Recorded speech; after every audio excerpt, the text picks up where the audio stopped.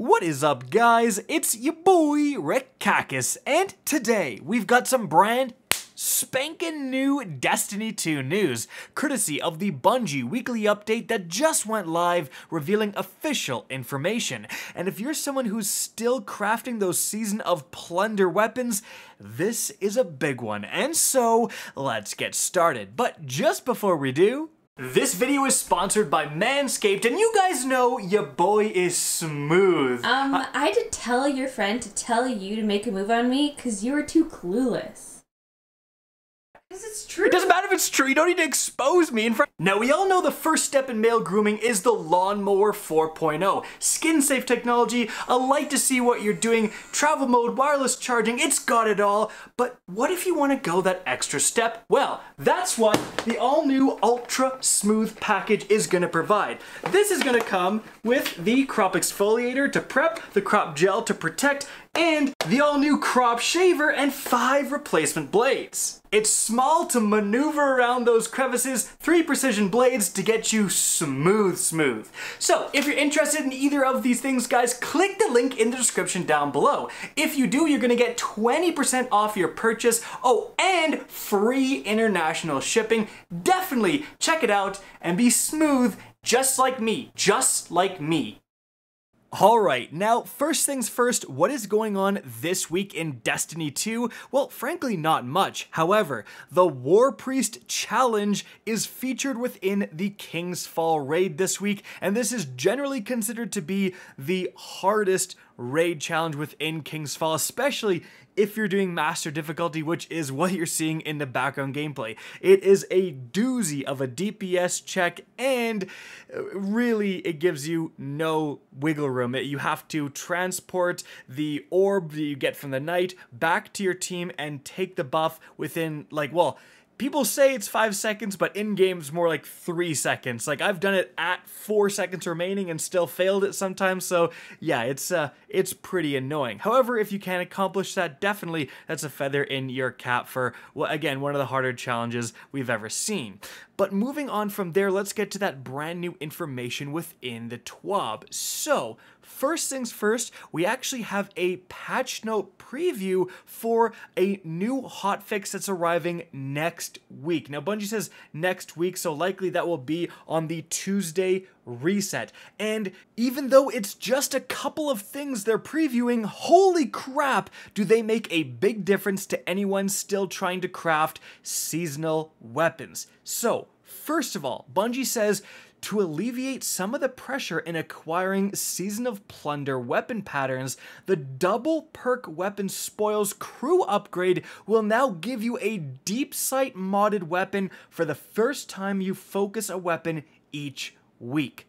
So, taking a look at that pirate crew upgrade specifically, as you can see right here, it says for double perk weapon spoils, the first time you focus a Season of Plunder weapon each week, it will roll with an additional selectable perk, which of course is completely useless because you're just trying to get the red borders to eventually craft your own weapon. So who cares if you have a version with double perks? You're going to replace it with the 2 enhanced perks version you're going to make down the line.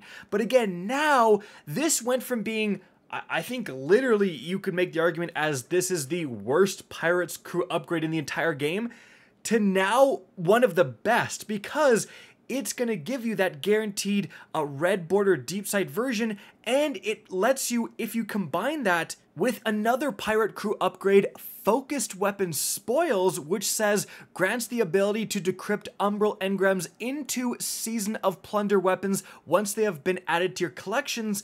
It now lets you target farm specific red borders for specific weapons. I mean, right now, you can just get Focused Weapon Spoils and just spend all your Plunder Umbral energy into, you know, the Scout Rifle over and over again and hope you get the red border.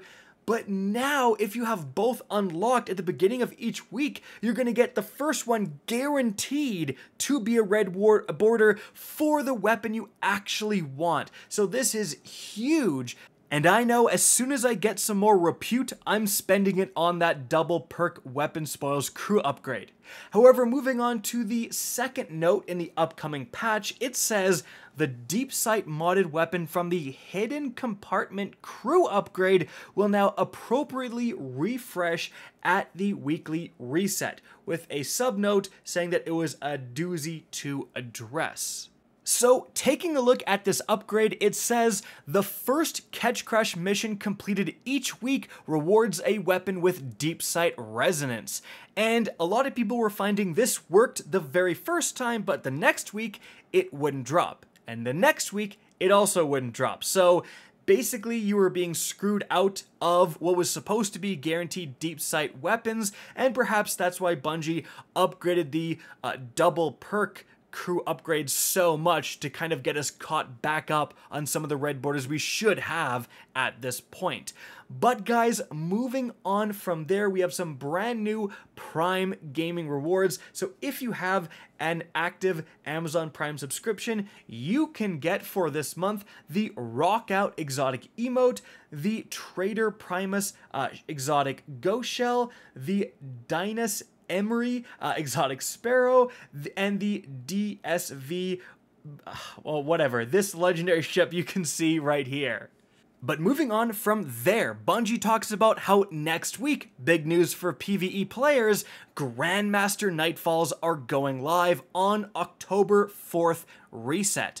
So, as a result, the two new Nightfall weapons, the Militia's Birthright and the Mindbender's Ambition, which are kind of remade, very old weapons, are going to be available to finally get in the Adept versions. So, taking a quick look at them, the Militia's Birthright is a kinetic grenade launcher, which are not that common, honestly, and it can get some fantastic rolls. Like, it can get blinding grenades or spike grenades combined with Ambitious Assassin, multi-kill clip swashbuckler, one for all, auto-loading holster, a lot of pretty decent rolls. Combine that with the Vanguard's Vindication origin trait that heals you for kills. Is a pretty good weapon.